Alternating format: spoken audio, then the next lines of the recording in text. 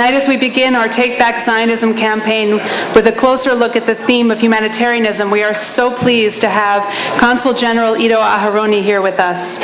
New Yorkers have no better spokesman for the State of Israel, and we are honored to have him share with us his thoughts on our theme and on Israel's connection to it this evening. Please welcome Consul General Aharoni.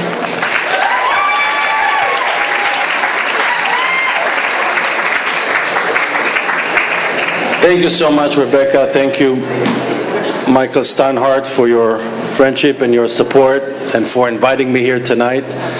I'd like to use the 45 minutes that I was given in the program to make one very simple point. I thought to myself, why are we gathered here tonight to discuss the need to reclaim Zionism? And I thought I'd illustrate that point by sharing a little story with you. It's a story that I've told before, so those of you who've heard it, I apologize in advance. They tell this story about these two homeless people that are sitting outside of a big church in New York City on a Sunday morning. One is holding a cross, and the other, surprisingly, is holding a Star of David. And people, as they were walking out of the church, looking at the two, kind of in disbelief, looking at the guy with the Star of David, naturally taking out some money, give to the guy with the cross, and they walk away.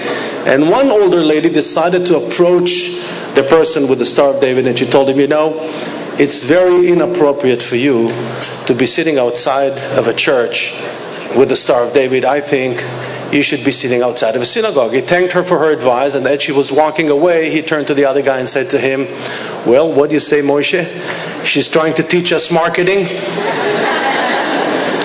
Now, the main reason why we're all here tonight is because we as a collective, Israel as a state, and I think our people, the organized community, communicated Israel to the world all those years only through one very narrow prism, one very narrow dimension of this wonderful place called Israel.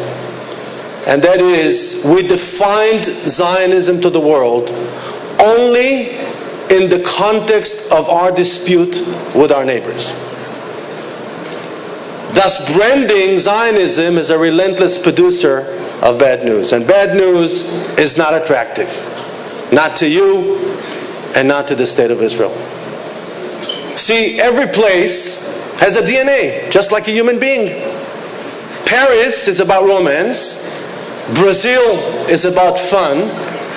And sadly, we discovered that almost universally, in the eyes of the world, Israel is about conflict. But we know, and you know, you've been to Israel, that our goal, our job, and the ambassador, I think, beautifully outlined all of Israel's advantages and Israel's meaning to you as American Jews. Our job, my friends, is to broaden the scope through which Israel is being perceived, and to make sure that we're all engaged in a conversation that reflects the true reality that exists in Israel. Let me give you a few examples. People don't think of Israel as a world leader in the field of the environment, but Israel is a world leader with everything that has to do with desert agriculture, for example. Renewable energy is a big strength of Israel. People don't think of Israel as a powerhouse when it comes to lifestyle and leisure. But you look today at the quality of Israeli design products coming out of Israel, the story of Israeli architecture and fashion and food and wine. It's a great source of attraction to the world. High-tech and science, the ambassador already mentioned. The diversity of Israeli people. How many of you know that we have over 100 different ethnic groups represented in Israel? We have over 70 languages regularly spoken in Israel. And of course, Israel's best kept secret, Israel's international aid programs. In 1958, the state of Israel, we had only 1.4 million Jews in Israel. Our Prime Minister at the time, David Ben-Gurion, sent Golda Meir, his foreign minister, to Africa. She came back, moved by what she had seen in Africa, and she decided as a result to start what was inconceivable at the time, Israel's own international aid program known as Mashav. I'm sure you've heard of it. The first year, 1958, we had 137 trainees from Africa in Israel. Today, this year, we're going to have several thousand from all over the world, from Asia, from Latin America, from Africa. Israel developed a comprehensive, vast international aid program. I'm ashamed to say that most Israelis are unaware of that program. We're working in close cooperation with the United States, USAID program, with Canada, with Denmark, with the Netherlands, providing assistance to countries all over the world, especially in times of crisis.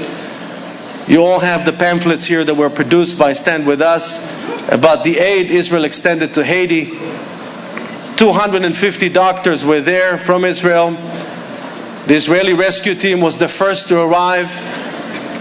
And of course, I'm sure you heard all about the Israeli contribution in Haiti in the national media. As the ambassador said, Israel is an endeavor that we all share. And I'd like, on behalf of the Israeli government, to thank the leadership of Birthright, Mr. Steinhardt and his friends, as well as all the participants here tonight. Thank you for being part of this great enterprise. And again, we'd like to see you in Israel.